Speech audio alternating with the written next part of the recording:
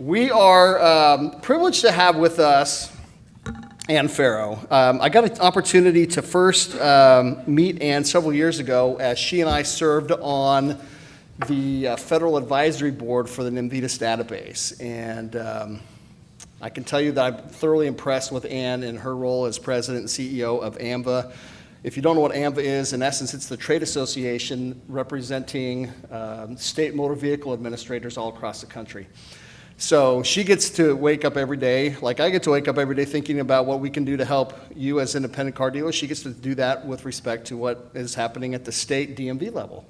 And the issues that they're working on are legion, from autonomous vehicles to title brand issues to driver's license issue. I mean, she's going to tell you more things than I do, but Ann's had a long and distinguished career in transportation. She's been appointed to federal commissions before. She's been, like I said, president and CEO of AMVA, and is a great friend, and we're appreciative that she is here to talk to us. So without further ado, let me call Ann Farrow up.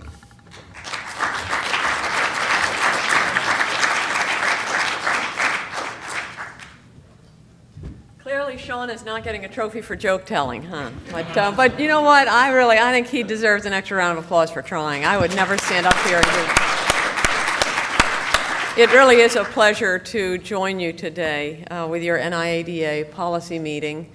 I've had the opportunity to work with the Maryland Dealer Association for many years and our independent auto dealers associations back when I ran the Maryland MVA. I was the DMV administrator in Maryland from '97 to about 2004, and so had a much closer relationship, I think, with the work that you're doing from the regulator's perspective, and was really delighted that I have the opportunity now to run AMVA, where I've been for about 4 years now. And I will say, I think there were years ago in the '90s where AMVA was much more engaged in areas related to dealer licensing and best practices. I don't see that as much in our past few years, but as Sean says, there are so many aspects of our business model and our work and our topic and policies that overlap with your ability to carry out a successful and effective business with your customers. So I'm really delighted to be able to be here today to talk about it. So the American Association of Motor Vehicles Administrators is in fact that trade association as Sean described. We represent the US and Canada. So the jurisdiction public sector leaders who carry out vehicle and driver licensing and credentialing, in many cases business licensing, and those agencies that head up traffic safety enforcement, typically your law enforcement highway safety patrol or highway safety agency or state police. Those are also very much a part of this conversation because fundamentally AMVA is about carrying out, and DMVs are about carrying out that service delivery, the safety for customers, and the security of ID that is emblematic of DMV's responsibilities really across the US and Canada, and in many cases around the world. So for our association, we've not been around as long as the FTC, but 85 years AMVA has been in place. And what we do today is very much at the origins of why AMVA formed in the first place. As each jurisdiction, and you know this well because you're from all the jurisdictions certainly across the US, each jurisdiction develops its own dealer licensing laws, its own motor vehicle laws, its own driver requirements. But ultimately, those vehicles and those drivers, and in many cases your businesses are operating on an interstate level. And the opportunity to ensure collaboration or consistency, uniformity, reciprocity is foundational to why AMVA was formed in the first place 85 years ago. So that's very much what we do today as well. Our driving mission is to support our members, and our primary member are the jurisdictions, those public sector agencies that I mentioned before. We have those are 69. If you didn't know that, all the states, provinces, and territories of the US and Canada number 69. And we have about 155 associate members too. And it tickles me that in the audience today, two of our real strong associate members, Jim Taylor from Auto Data Direct and Pat Watson from TrueCar are here. So if you have any questions about AMVA from their view or from a business view, please grab them. I hope they don't mind that I called them out. They do a great job, along with Sean's participation at AMVA meetings, really filtering in areas of concern, and I suspect also bringing back areas that AMVA is working on. So probably not unlike NIADA, our organization strategically is governed by a board. a board of directors made up of those administrators, chief administrators or chief highway safety official, representing each of the 4 jurisdictions. So for us, our regions are based across all the West Coast from California up to Nunavut. Anybody here ever been to Nunavut? I don't see any hands go up. It's a pretty remarkable. It's right below that Arctic Circle and very of a lot of tundra that doesn't leave you a lot of space to drive. And then for the southeast, of course, it's probably Texas up through Virginia and down to Florida. Includes the U.S. Virgin Islands and Puerto Rico. We all want to do our meetings down there in our southeast region. The Midwest runs up through the U.S. states, up through Manitoba.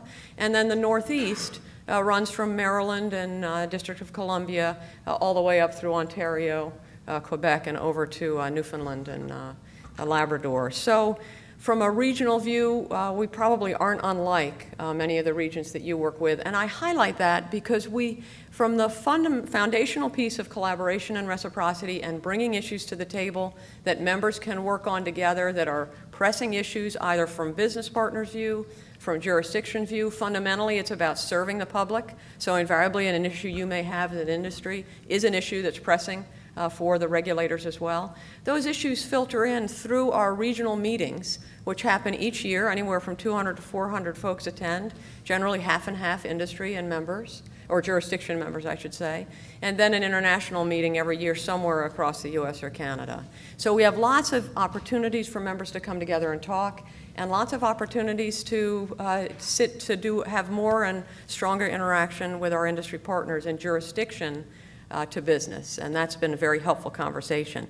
And it's really only through those conversations and that collaboration that we get to this space where uniformity and reciprocity and voluntary compliance with a best practice is really adopted, so that when you're carrying on business across state lines, you have some common sense of rules and regulations that you're dealing with at the state level, or at least systems capability that enable you to operate across state lines.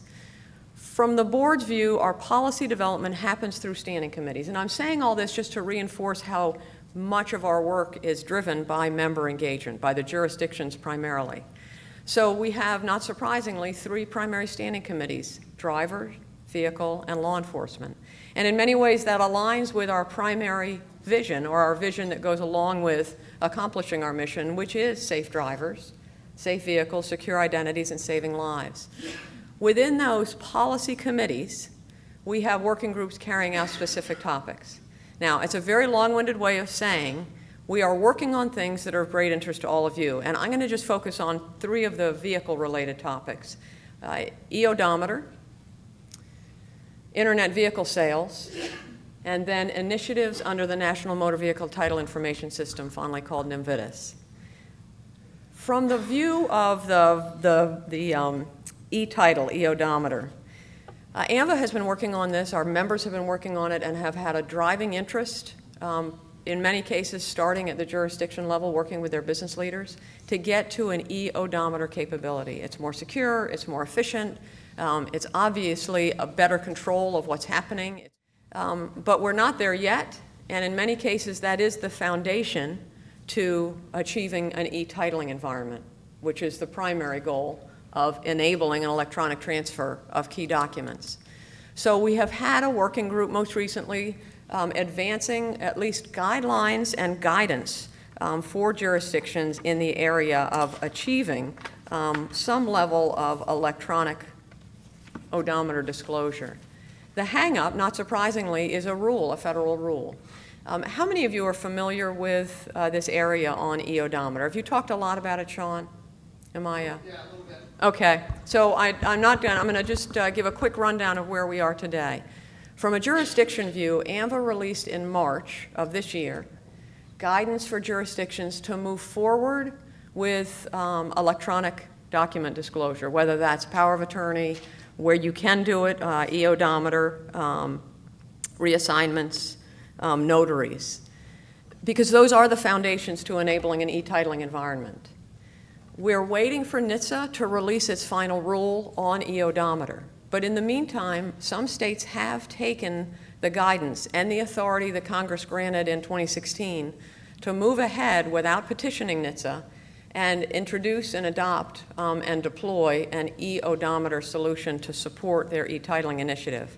The challenge is if NHTSA comes out with a rule that differs from the guidance the states provided, they could have to redo what they've already tried, so some states are rather tentative about it. Is anybody in here already working with a state with an e-odometer initiative, or any of you? Well, stay tuned, because we're very hopeful. I know you're going to be on the Hill this week. I think NHTSA, who is here from NHTSA? How are you doing? I'm going to put you on the spot. So the House Appropriation, the most recent action is House Appropes has told NHTSA, just come out with that final rule before the year is over.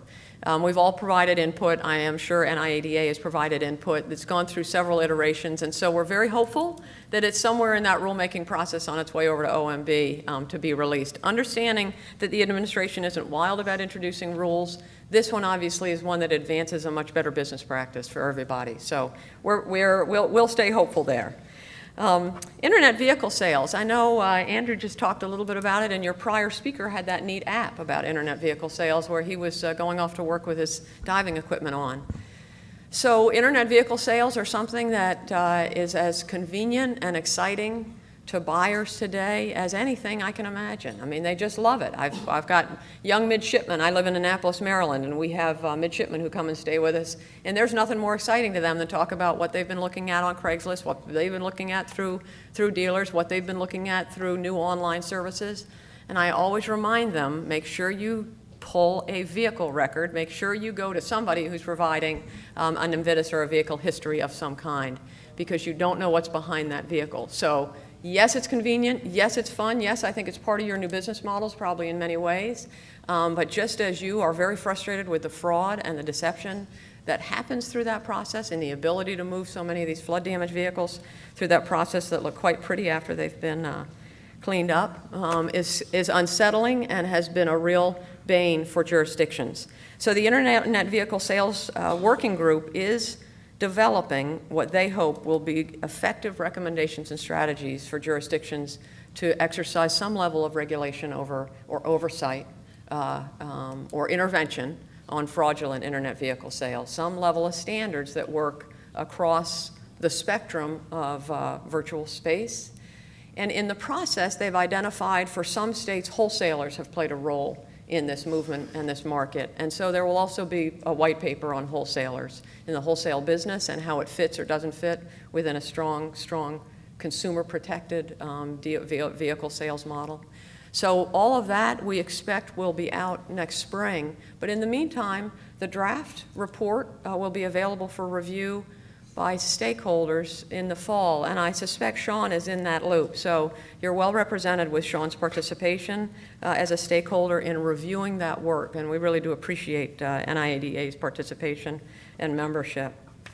So let me ask, I do want to say also, I know the FTC folks left, but they also have a lot of training videos in the area of, I think, some of the internet vehicle insights and practices that we're hoping we can garner access to for our jurisdiction members and others who may not already have access. So any questions on those two items? Otherwise, I'm going to talk about NMVTIS. All right, Sean, you have to come up here and do some jokes again. So who here regularly has a business practice of pulling a vehicle history record through a different resource than your own state title process when you're carrying out a vehicle sale or you're purchasing vehicles for inventory? I see 2 hands. I see 3. Yeah, Carfax or AutoCheck. Most of you? Most of you? I think from a consumer view, we couldn't encourage that more, and we appreciate that. The National Motor Vehicle Title Information System, which really was mandated by federal law over 20 years ago for purposes of consumer protection and, frankly, theft prevention. Way back then, there had been a spate of carjackings, and in many ways, that carjacking and that level of vehicle movement going on through darker channels led to a lot of the work on the Vehicle Theft Prevention Act that led to the creation and mandate for NMVTIS. The fundamental concept, one vehicle, one title, one brand and history record, moving with that vehicle wherever it goes. Underlying that is an operator and an owner. The owner of the system is the Department of Justice. The operator of the system is AMVA. States are required by federal law to upload all of their data on any new vehicles titled into the system, and the junk, salvage, and insurance industries are required to upload their data through separate channels into the system. We have well over 1 billion records. It is a huge system. It's probably the biggest system AMVA operates. And just about every state but 7 now are participating. We have 2 that are coming on quite soon. It has become, as I've watched it, I mean, I was there when NVIDIS was started 20 plus years ago when I was with the Maryland MBA. So to watch where it is today, it is a system that is rich with data and history, and states are trying more and more to get in line with how they use it. And that's part of the challenge. How do you best utilize the NMVTIS information at the point of a consumer interaction? If the customer comes to the counter with a hot title in their hand that they've just purchased this vehicle and bill of sale, and there's a NVIDIS record on it that the consumer didn't know about at the time, it creates a horrible situation. And you know that because sometimes they have come back, perhaps not to you, but perhaps you've heard anecdotes of others. So NVIDIS today is rich, it's highly utilized. Its distinguishing feature, frankly, is that JSI data. In order for states to continue to move closer and closer to a uniform approach to leveraging NVIDIS in interactions with consumers well before a vehicle purchase or after, and we're very grateful for all the entities that are selling that data through Vehicle Check like ADD or CarMax certainly uses it heavily.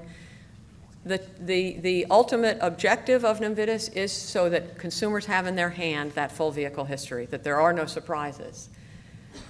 We have a business rules working group that for several years now, puts out best practices for jurisdictions, and they just issued the 4th edition. They also most recently, and this is probably at the heart of higher interest to you, made the first real concerted effort to create a common set of definitions within the junk and salvage space for purposes of branding, for purposes of awareness for jurisdictions. So on a separate footing, the 4th edition of best practices for vehicle and registration managers is out there. In the salvage and junk vehicle space, the challenge of coming up with common definitions across state lines, I'm not going to surprise you here that those definitions are not common when you define junk, when you define total loss, when you define what's salvage, what's flood damage, what's rebuilt salvage. Each of those varies a little bit and in some cases a lot across state lines. And so incrementally, first just even getting jurisdictions to agree that there's the ability to come to some common understanding, and then how do you incrementally apply that over time to move the needle so there's a common standard voluntarily applied. So that's where that working group is. They developed a draft.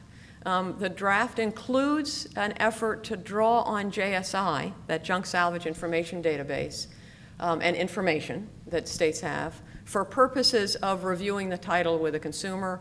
And where we've gotten into, I think, a point of real concern is whether or not that information should be used for branding purposes. So that report is in draft form today. We've gotten a great deal of input from industry interests. Sean attended an impromptu meeting with jurisdiction members and working group members at our recent international conference up in Philadelphia in August. And we've asked industry to together compile a common set of recommendations on how best to modify or address or tweak or edit that best practice on salvage and junk. And so we're waiting for those comments. The industry has been marvelous to work with. They felt very frustrated, I'll be quite honest with you, I think earlier this year or during the summer. But I think incrementally we've come to a much better place for a conversation and a dialogue. And I expect by the end of this month, our working group will be able to see what those industry representatives are recommending. We'll be able to talk about it, review it, and then make their recommendation to the board. So that one I know is of great interest to many of you in here, and I'm really appreciate the work that Sean and some of his colleagues have had in participating in that discussion. Because it can get, I think the idea always is to be collaborative and always to listen to each other. And I think we're closer on that. We have 2 really kind of significant emerging issues. Autonomous vehicles, obviously. We have highly autonomous vehicles. We have vehicles with a lot of automated stuff showing up for vehicle testing purpose for a driver test. We have vehicles with a lot of onboard safety features that are on board for all the right reasons, but all of a sudden we're not quite sure what to do with them. You're not quite sure all the time how to explain them to consumers. Consumers aren't always ready, they don't always want to sit around and listen to how to use them or how to make the most use of them.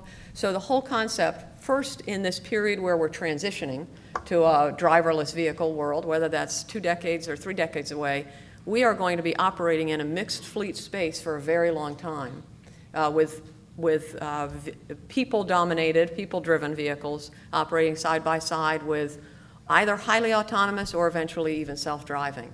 And so the idea and the concepts is to how to allow that innovation to press forward, because ultimately, when you take the vehicle, you take the person out of the equation, the fatal crashes that are happening today that are creeping back up to 40,000 in a year will decline significantly. The closest way, the best way we will get to 0 crashes on our highways will be taking the human out of the equation. But we humans love to drive, and we love to have that control. So that transition is not an easy one, and it's not an obvious one. And so for motor vehicle administrators, it's what do you do with that? How do you ensure that the innovation can happen on the roadways, that things can be tested, that our highways become R&D labs, while still protecting the traveling public and everybody else who's operating in a more traditional context. So we did recently, we've been working and we've been very fortunate to partner with NHTSA over the past several years in developing guidelines and policies, model policies for states to consider. We most recently issued recommendations and guidelines that came out earlier this year.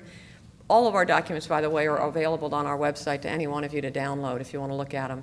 And that working group in autonomous vehicle space continues to move forward with iterations of as the environment is changing, as testing standards are changing, as the federal government perhaps places a bigger foothold in the, or handhold in the space of autonomous vehicle regulation. What does that mean for states and jurisdictions?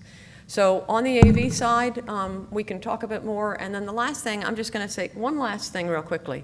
Hold up your personal device. Who's got that? Gosh, just about everybody has it in front of me. Has it in front of you. That's awesome. So a number of you probably have your credit cards and other credentials on that mobile device. And so it's a common expectation, an understandable expectation, that consumers, driver license holders, ID card holders also want their credential right there on that personal device. A lot of kids just shove them in their glove compartment, shove the driver's license in the glove compartment and carry their personal device with them 24/7.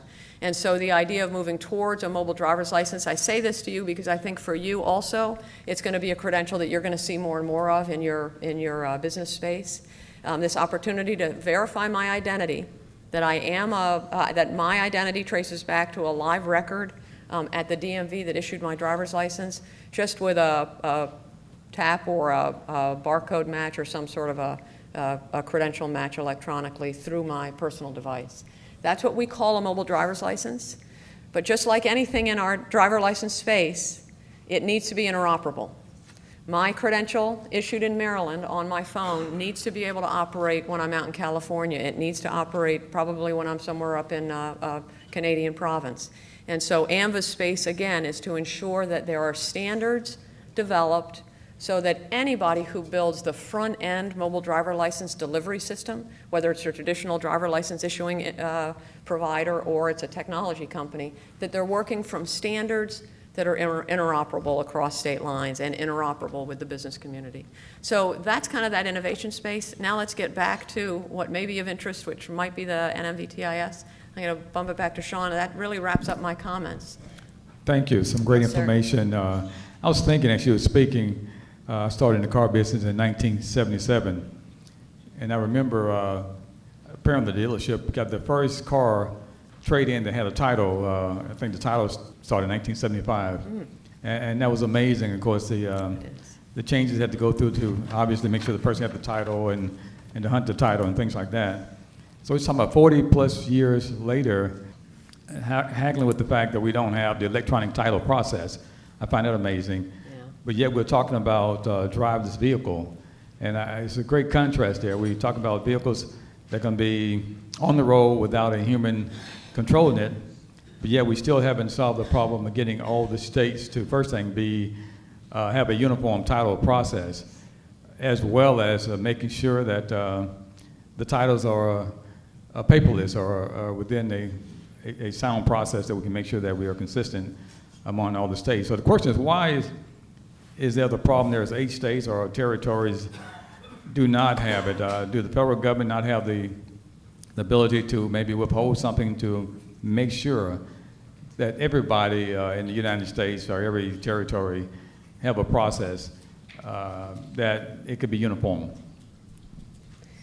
So a core component of that process is the wet signature on an odometer disclosure. Beyond that, states over time, again, I think one of the wonderful things about our country is that states' rights hold strong, and states will do things the way that work for those jurisdictions. We've seen over time that the title standards, where the data sits on a title, how it transmits electronically behind the screen, there is a lot of commonality among jurisdictions, what that secure paper looks like. The drive and the interest towards an electronic title is very high among jurisdictions because it's the way our consumers want to do business. And states see it as a much higher protection on the fraud level and certainly a much more efficient process. I would say the lending industry is on the same page. Obviously, the automotive dealers industry is very much on the same page. There are just components of it that are subject to federal standards that have not been an easy lift to release. But I do think, from a federal level, NHTSA is quite interested in it. It's probably a good question to ask NHTSA again. Yeah, I had a question. Are you guys mandating that all the states use the Navitas reports? So I want to reinforce, AMVA does not mandate anything. We have no authority over our jurisdictions. It's a peer-to-peer organization and recommendation of best practices. Federal law mandates that every state provide data into the system. That's a federal mandate administered through the Department of Justice. Okay. Yeah. Is AMVA doing anything currently to help out Ohio and all the problems we're having there?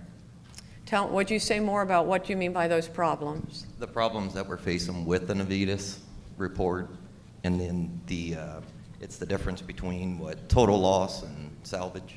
So you're speaking about the issue that really has been raised through the working group on salvage and junk best practices. How Ohio moved to their decision, I'm not sure, but I think that's just been a very important discussion underway. And I believe there's a suit, I'm not sure whether it was the New Vehicle Dealers Association or Ohio state level Independent Auto Dealers Association that filed a suit. The independent dealers. Independent Association, dealers, yeah. So no, AMVA wouldn't help in that space. That's litigation. It's just like I think NIADA wouldn't step into that space. But the ongoing discussion and peer-to-peer recommendations with regard to best practices is the space that we'll continue in. So, and I think that's a discussion that, again, end of this month, I expect we'll hear recommendations from industry on that report, and then it'll start filtering through probably at end of the year. So. Hi. In respect to mobile driver's licenses, even before that, it's a challenge to be able to identify what a real license is from state to state. Right now, I know of only one publication available out of California that will list every state's driver's license.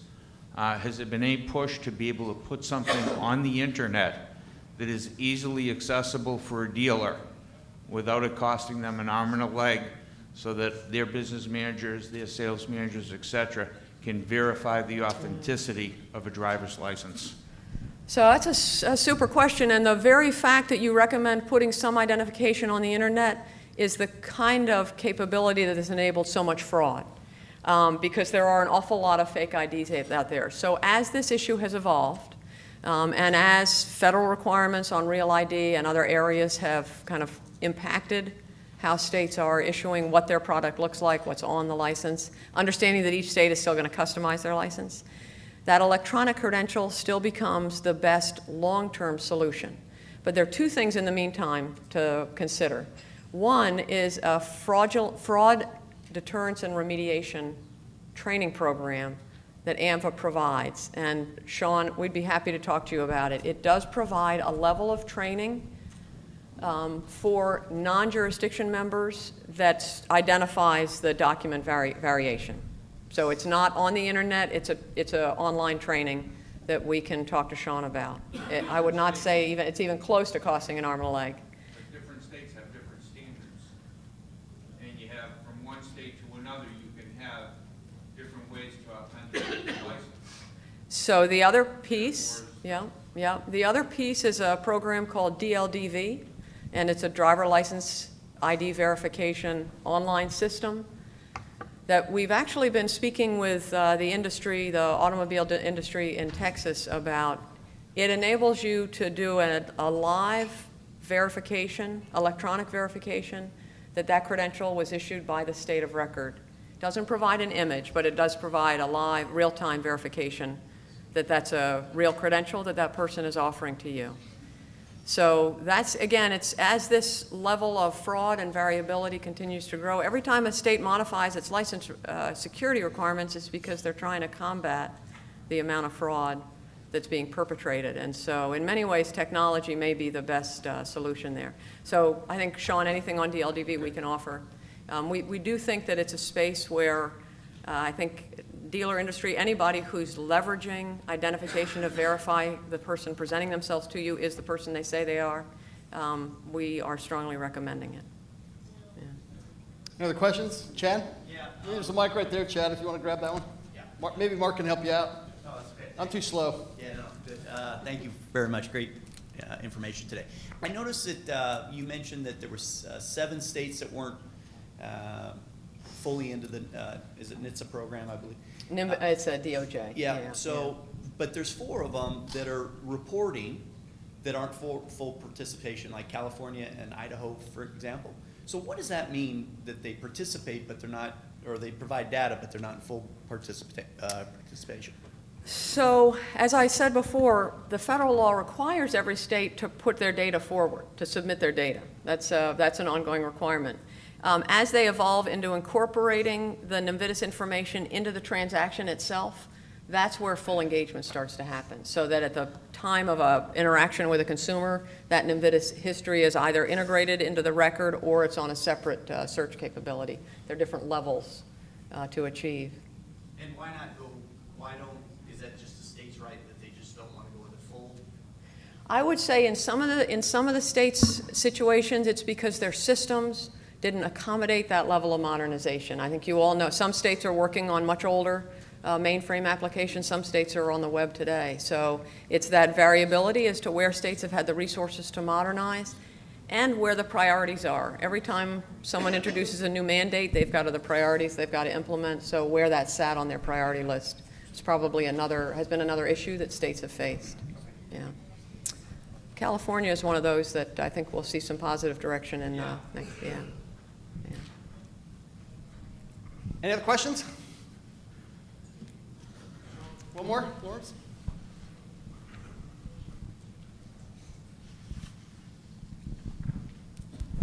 We appreciate you being here. Thank you so much. You said the insurance industries and other companies such as insurance are reporting into NVIDIS. Are there other industries like auctions or lease companies? How many other industries are working with you to get this program off the ground? Well, so the program is way off the ground. It's been flying for some time. It's been around for 20 years, and the system has probably been stood up at least 15 of those years. The requirements of the National Motor Vehicle Title Information System are embedded in federal law. And yes, the junk salvage, so the auction industries and the insurance industries have been mandated to submit information. I think there's been an iterative process for federal entities and state entities to make sure they know who all those salvage and junk or auction houses are that need to be reporting. And that piece of it is very much in the Department of Justice's kind of enforcement space.